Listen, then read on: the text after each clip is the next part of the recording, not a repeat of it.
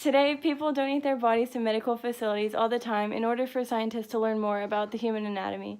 In the 19th century, however, medicine was not considered as big of a deal as it is now and was not really as popular. Because of this, cadavers were not given to medical schools or institutions and ultimately caused people to become grave robbers in order to gain knowledge about anatomy. When body snatchers would rob graves, they normally had a certain method of doing so. They would try to find easy targets for grave robbing, such as the graves of poor people or Jewish people. The cemeteries of those who were low class were typically easier to steal from because most of those cemeteries didn't have guards patrolling the area. The burial sites for Jewish people were also easy targets because the Jewish customs required that the body be buried within 24 hours after the death occurred.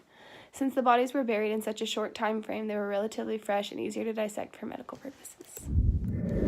While most people believe that body snatchers dug up the whole coffin, this normally wasn't the case.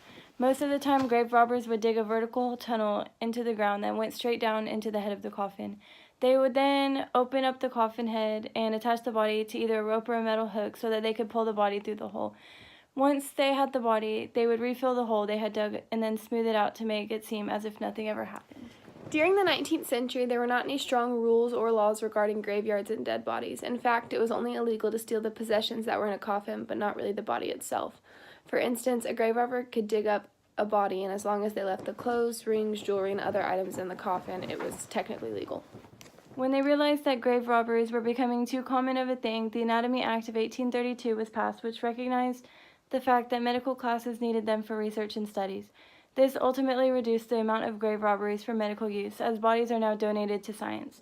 However, grave robbing is still something that occurs in today's society and is considered to be a lucrative underground business.